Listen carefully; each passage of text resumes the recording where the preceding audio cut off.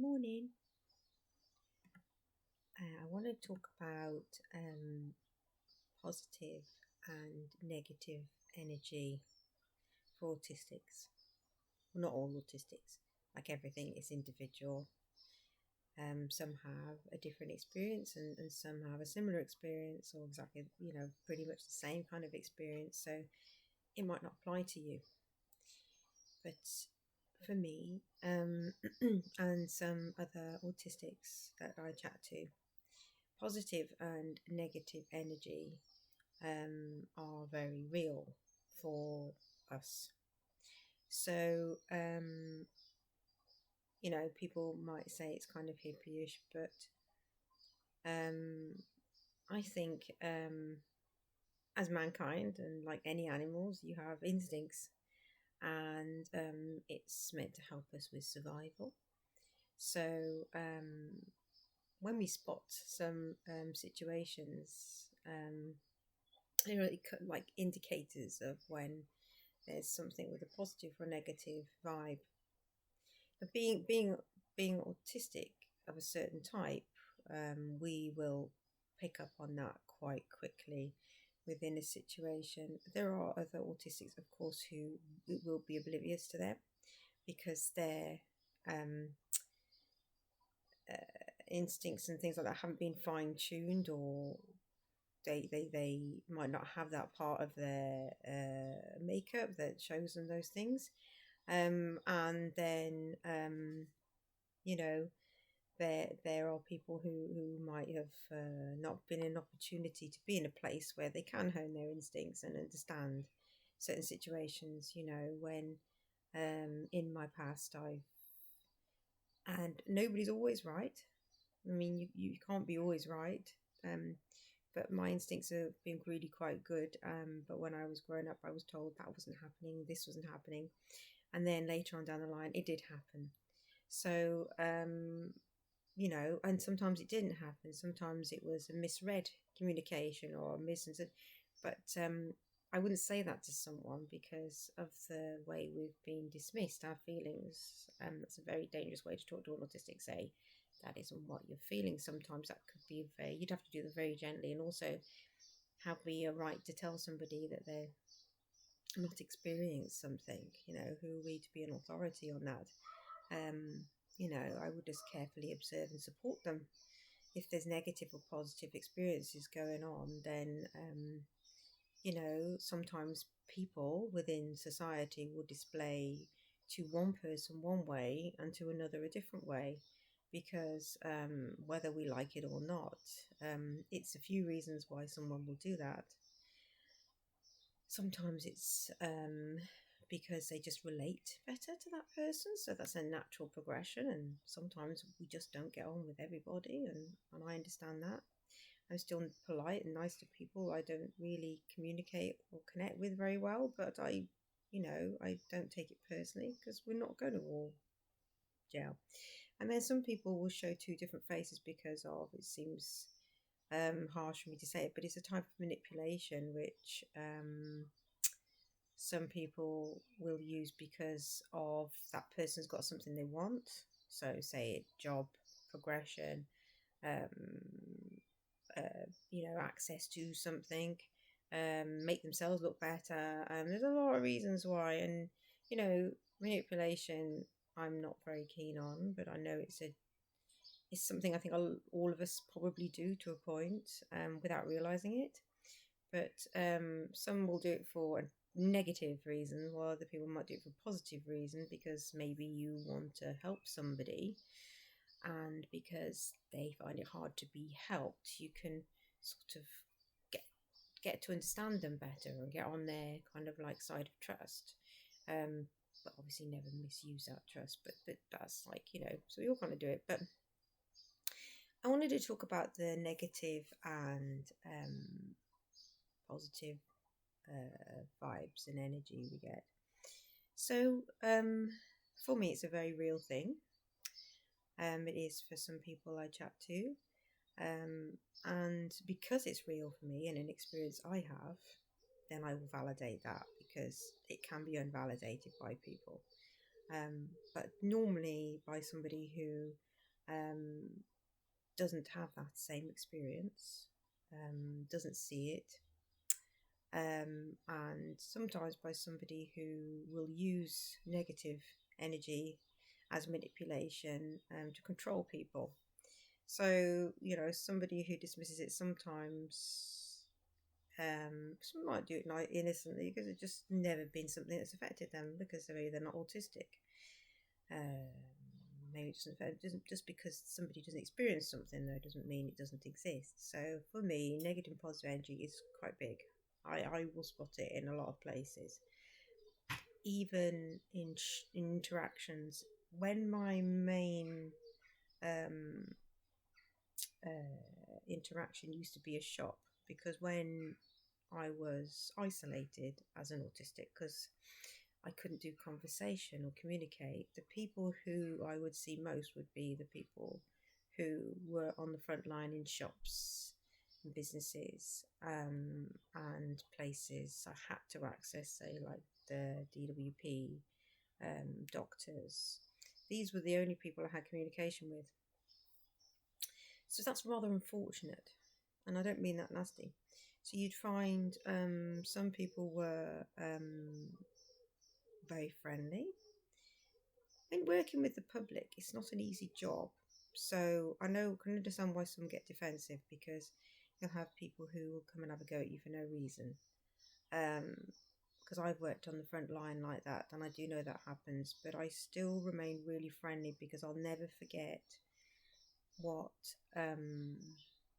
it was like when my only interaction was a woman who worked in the post office or doctors, and they weren't very nice to me, and it really, the negative energy affected me profoundly. So negative and positive energy are quite important sometimes for an autistic. So now that I have managed to go out into the world, I get a mix of negative and positive. Before it was more negative because I was limited to the places where I had to get services. But now that I've got a mix, I'm found people like autistic myself who don't do negative energy much. Nobody's perfect. You might have a day when you're a bit down or something like that, but quite often they won't direct their negative energy at me. It will be just I can feel they're not happy that day, or they had something going on in their life. So I get an even balance, I think, of negative and positive energy now, which helps me stay stable. When I had more negative energy, I was unstable, because I felt unsafe, and I think being autistic, we really do need to feel safe if it's possible. So I found myself now, at the moment, I'm really lucky in a safe place, with mixture of negative and positive, where I can balance out the negative and positive energy from people.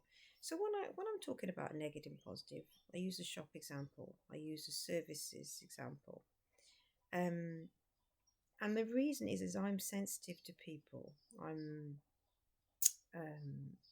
probably what you'd call an empath. And I become quite emotionally attached to people. Now, I have worked on that because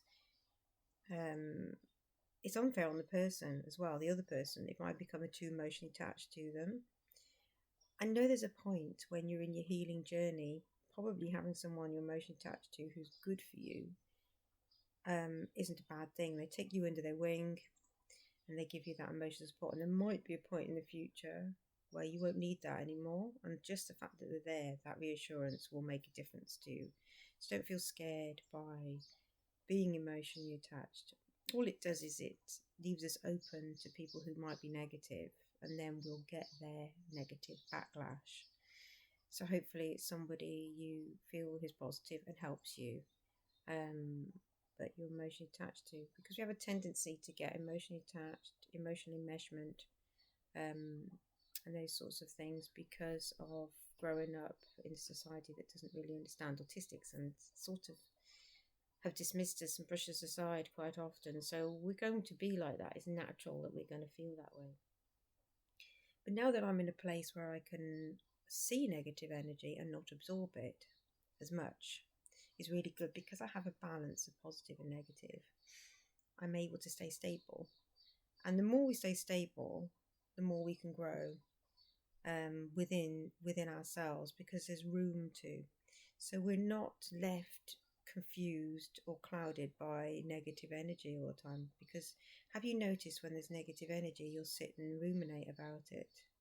So that'll be taking up valuable time to grow and do something else. There is a place for rumination for me with thinking about negative energy, because it helps me become more aware of it. It helps me learn from it. It helps me grow as a person to recognize what is good, what is negative, and what is positive. But some things I've learned to realize is that negative energy is no point in thinking about that, and I need to move away. And sometimes when we get over affected by negative energy, it's showing us there's something we need to heal from. There's always that as well. So there's lots of different things. What fits with you? What is your makeup? But what I advise is as much as possible, try to be around the more positive, because negative can keep us down.